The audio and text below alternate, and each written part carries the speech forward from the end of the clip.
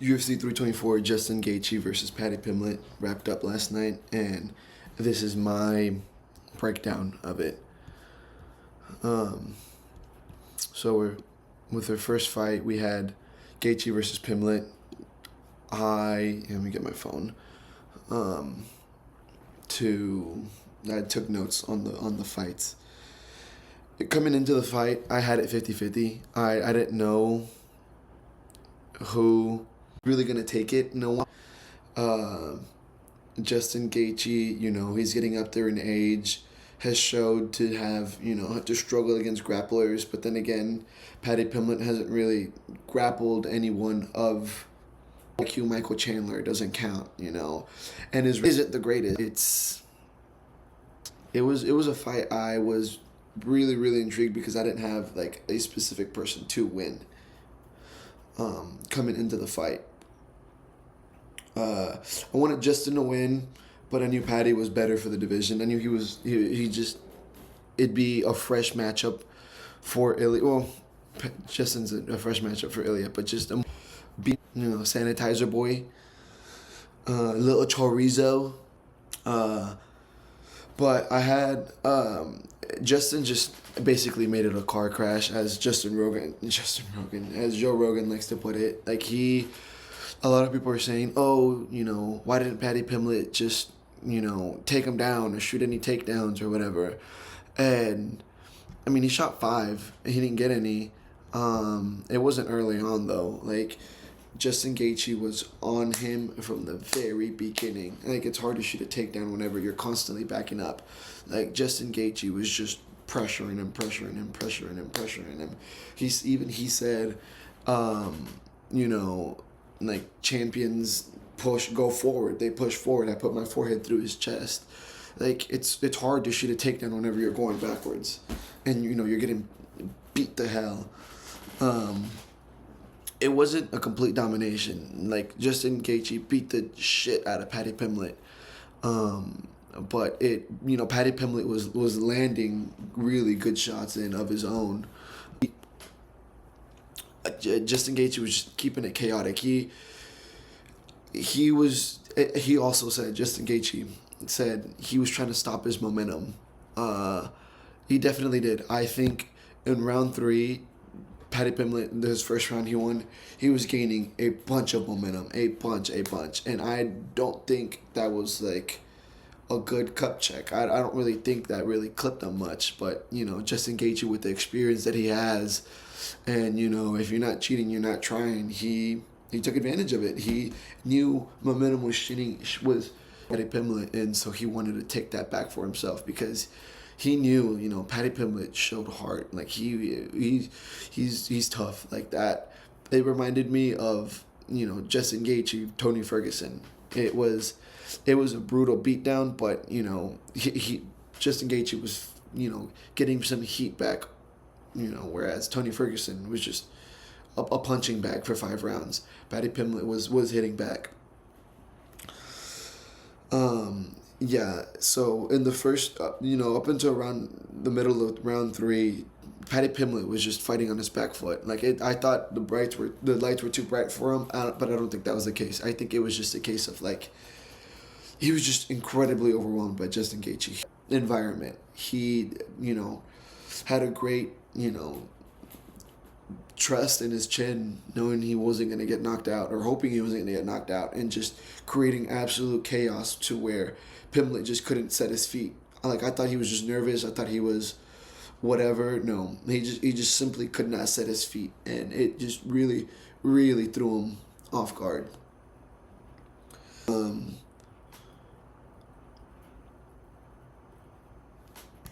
Yeah, I really had Paddy Pimblett looking just very uncomfortable, and Justin just showing his championship experience. I mean, he's been beat by the the greatest champions of all time, the top 3 or top 2, by Oliveira and Khabib.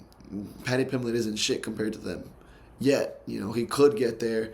I definitely do think he had a very soft very protected schedule, you know, like King Green to Michael Chandler. You know, not much there. But very, very, and you can see in the total strikes, like, you know, Paddy Pimblett was fighting back. It's just Justin Gaethje was just putting punishment on him. Like he had way more knockdowns than that. But going on to the next fight, we have Sean O'Malley versus Song Yadong. Let me pull up my notes for that. Was O'Malley the favorite? Oh, nice. Yeah, I had O'Malley winning this. You know, were like lunging overhands. He was quick. O'Malley said very quick. O'Malley just established a jab. He had a bit of a slow start. He didn't pick up until, you know, midway through round 3, and when he picked it up, You know, I don't know if it's just because he's used to fighting 5 rounds. It is, but you know, the last, you know, 3.5 minutes ish of round 3 were just brutal for Yadong. I won. Yadong got a good takedown, but not much other than that. There was good exchanges between the two. I gave the round to Song Yadong, and then round 3, it was, like I said, just a very slow fight up until about midway to round 3, where Yadong was getting some good leg kicks, copying his entries. I thought it was going to be a controversial Yadong robbery if it just kept going the same way. But, you know, he, like I said, Sean just caught a rhythm and beat down on Yadong. It would have for sure been a 5. He was really, really, really picking it up. Waldo Cortez Acosta versus Derek Lewis. I bet on this fight. It was a terrible fucking bet. I wouldn't say terrible. The other one was, I had Derek Lewis to win with less than 17.5 significant strikes. That obviously didn't happen. You know, he threw 8 compared to 6, but, you know, it was a typical Derek Lewis fight where he gets to win, but I don't think when he gave up, like Waldo just, I don't know. It was a very uneventful fight, you know. It's the fights that you expect to end really, really quickly that are always the most uneventful. Waldo just had his jab going. Lewis was just swinging, missing. Lewis was just being really sloppy in his entries. He's always been a crisp, you know, technical striker, but sloppy for Derek Lewis, you know. It's like sloppy and then just like lower. It was nothing but on Derek Lewis is because it seemed he was coming in with the same energy that he came in with the Teixeira fight. I thought, you know, he really hated Waldo because, I mean, he called Waldo out after Teixeira. He was like, "Where's Waldo's bitch ass at?" And people were thinking he was Walker. It just seemed like he didn't want to fight. I don't know what was up with them. It just seemed like another Teixeira's fight, but very, very sloppy, very bad fight. I didn't really see much from Waldo either. You know, it just, like, you beat up someone that didn't really want to be there. You know, he has shown, you know, quite a bit with his other fights, like with, you know, Shamil the Blob, Sergey Spivak, them out. That can just, this one, I mean, the jab he clipped Lewis with was good. He had a good jab. I mean, he's shown he has a good jab, but I just wish I could have seen a little bit more high-level matchup, which, I mean, it turned out not to be. Natalia Silva versus, let me see my notes because I don't remember much about this one. Oh, I didn't really watch round 1. I had friends over and I was just kind of like cooking and like eating and whatnot. So I couldn't really tell you. Round 2, Silva looked quick. I had Rose winning the early exchanges. You know, and Rose took her down and just controlled her round 2. Like, it was a definite.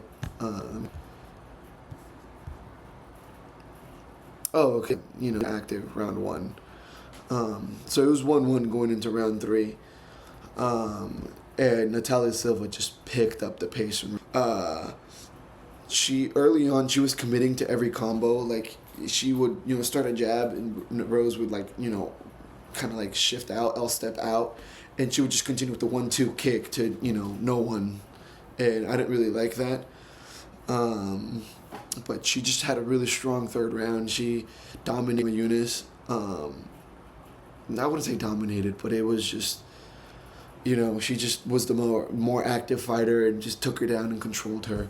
There just really wasn't much. Just 28. Rose just didn't do anything. That round, and so Natalia Silva wins 3-2 or 29-28. Completely reasonable. Versus Jean Silva was a really, really, really good fight. I really liked the fight. I am surprised, it didn't end in a finish. Both fighters, fought. I can't remember. Yeah, okay, I'm looking at my notes. The first round, I had Silva really wasn't biting early on to Arnold Allen's feints. Arnold would feint the jab. Silva would just stand there very, Izzy versus Yoel-esque. Allen had really, really good kicks. He had his cross combo that had, was, using good, he was getting good use of his range with his kicks and his jab. And Silva was struggling to close the distance, but a good combo he had going for him, a good move he had was he had a hook cross, he had a body hook cross that he'd use to close the distance, and it really, really helped him. And Silva had that good sequence at the end of the round, which kind of turned it into a 50-50 round. What was the scorecards on this? Does it say?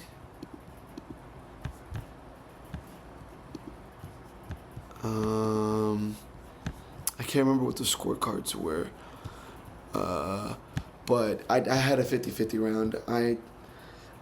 I could have seen it gone to either. If it would have been 30-27 Silva, I wouldn't have been mad. Round 2, Silva was starting to use a lot of leg kicks. He got that takedown, really, really scrappy round. And, Silva threw the spinning elbow towards the end, which wobbled Allen, and I think that's what took him the round. He just had, the good exchange at the end, which, just took the round from Allen. Where in round 3, they had good exchanges going into the fight, or throughout the whole fight. The whole fight was scrappy, just absolutely scrappy. But yeah, Allen just significantly slowed down.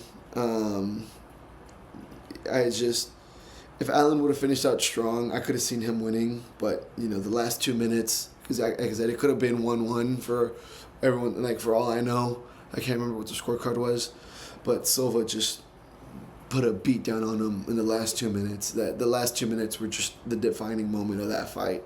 That's what sold it for him. Really, really good really, really good performance by Allen. Though I wouldn't, knock on him. I think it was again a really good performance, really solid performance. Silva just had that dog in him. Ho ho ho ho! At the end, yeah. Umar versus Figgy, boring fight. Really, really boring. Really, really uneventful. Not much happened. I don't think Figgy took a single round. Yeah, 28 strikes in 15 minutes. Total strikes. Significant strikes. 8.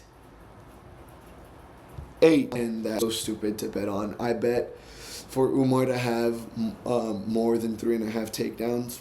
Don't know why I took that. I knew Figgy wasn't going to get up. Really, really, really bad betting on my part. But just uneventful. I mean, Umar just showed he's better, but in a very lackluster way. In the bantamweight division, you have O'Malley winning. Umar is a new champion. Or not Umar. Petr Yan is a new champion. He just really needed to get like a, you know, high, not high, a good, you know, a flashy one. You needed to be more flashy. We know you're good. We know you're technical. We needed to see you have some showmanship to even think about jumping over O'Malley. But it's going to be Marab with the rematch, and then probably Sandhagen O'Malley at the White House. Yeah, just he didn't do enough. He didn't do enough to separate himself. I could see him getting matched up with like a what's his name? Frank Ocean's personal wrestler, Peyton Talbot.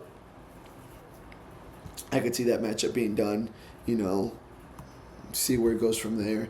He showed he has good, you know, takedown defense and takedowns.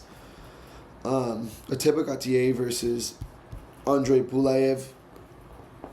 I think Gaethje could have put this fight out early. But I think, you know, once he saw him knock, because the early knockdown, he just kind of looked at him and like tried to walk away. But Pulaev is just a dog. I can't believe he stayed in it. It was a very, very dominant first half of a round for Gaethje, but he definitely slowed down.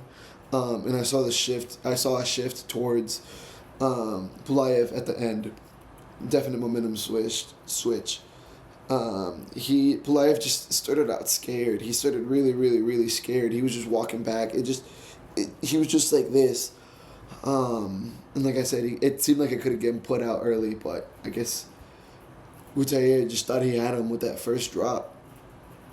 Round 2, Pulaev was definitely finding his range. He had good body kicks.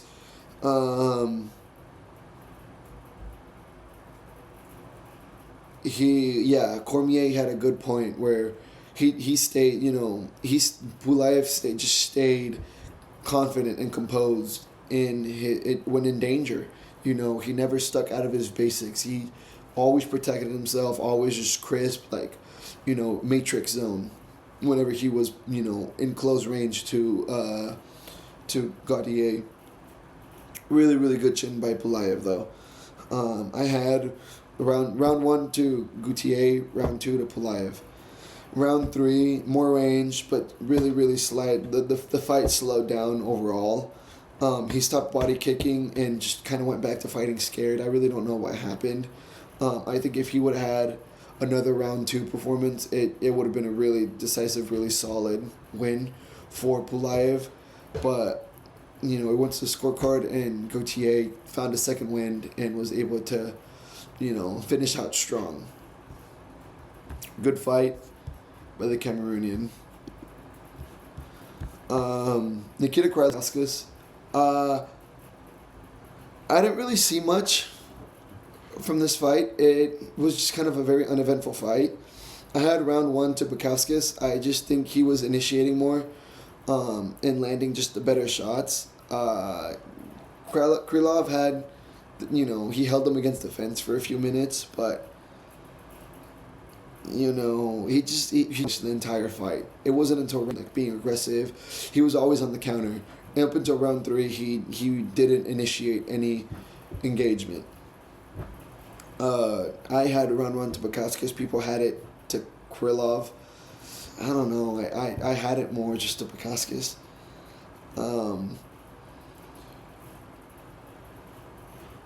Excuse me. Just very uneventful. Just more cage holding Krylov too, but nothing again. Boring fight. Krylov maybe just wanted to, you know, break out of the first round just in general after his past 3 fights. He wanted just to make sure, maybe it's kind of like a jump ball to break my vision or whatever, you know, that sort of similar type of thing. Let me see. Round picked up the intensity, initiated a lot more than countering, and then the step in 1-2 just put out. You know, we're hit him with a few ground and pounds and just put him out. It was, you know, good last second finish. He probably would have won in the scorecards, but just a very uneventful fight. uh, Alex Perez versus Charles Johnson. I think it had a really good exchange, you know, from what we saw, but just Perez caught him with the hook as Johnson was coming out, and he just never really recovered from that. Perez just pressured him fully, didn't give Charles Johnson any breathing room, and just put him out. Really, really good. Just really, really good performance, and knowing to push him and wanting to finish that fight the way he did. We got the early prelims of Josh Hokett versus Denzel Freeman. Denzel Freeman didn't throw a single fucking punch. He didn't land. He threw 8 punches. Josh Hokett just bullied him from the very get-go. He imposed his will. You know, he gave up. You know, I don't like Freeman just solely gave up. He went and sat down in the corner. Like, it just was just complete domination. A good performance by Josh Hokett, just because he did good in imposing his will, but I didn't see much from him. He was fighting someone that didn't want to fight back. You know, like, he landed 73% of his shots. Like, who do you know, especially in fucking heavyweight, is landing 73% of their shots. Like, he fought a punching bag. I didn't see anything really impressive other than just his confidence and his showmanship. He was showing like this shit talking and flipping him off. Probably be him, Hokett, against the big tubby dude that has crazy cardio. I think he fought on the last card. He had the knockout. Big man boobs dude, really flappy skin. I can't remember his name. Kind of looks like jelly. I think that'd be a good fight. I think they're both undefeated. I think he's 6-0 and Hokett is now 8-0. So I think that'll be a good fight to show his skill level, both of their skill levels. All-American wrestler. So, you know, I feel like that'd be a pretty good matchup. For the final fight that I'm reviewing, Ty Miller versus Adam Fugit. Ty Miller just, you know, put him in a blender. Adam Fugit just, you know, he really, really good chin. But let me see my notes. I think I don't really, you know, Miller instantly landed. Miller had good exchanges, had really good exchanges whenever Fugit was disengaging. Fugit would try to reset after Miller's, you know, sequence, and he'd continue it. He'd extend his combos, catching Fugit off guard. Fugit had a good kicks and, you know, was landing a few jabs, very few. But the most damaging shot in the entire fight was the spinning back elbow, and that cut Miller pretty badly. But, you know, Miller was just putting a beat down on Fugit. You know, it was a reflection of, I wouldn't say reflection, but it was, you know, a pretty serious beat down. Fugit, you know, people were like, oh, we shouldn't have called it early. No, he got dropped. He was just going to take unnecessary damage. I mean, I could have maybe seen, you know, Fugit continuing to attack the cut on Miller's forehead and just kind of, you know, make him quit that way. But good performance by Ty Miller. Really, really good performance. You know, he just essentially bullied Adam Fugit. We saw a lot of bullying in these fights. A lot of bullying. But overall, really, really, really good fight card. I'm excited to see then one next weekend with Volkanovski Lopez. I don't like that it's Lopez again, but I feel like that would still be a very good card. These cards have been, you know, very, very good as of the past 2 months. You know, ever since Aspinall's eye poke, these cards have just, you know, lived up to the name of the UFC. And I like how they have the finishing bonuses going on now. You know, each, you know, fighter getting $25K for a finishing bonus. You know, I think it's really, really cool, and I think the UFC is heading into a very good place going forward. But thank you guys. I'll catch you later.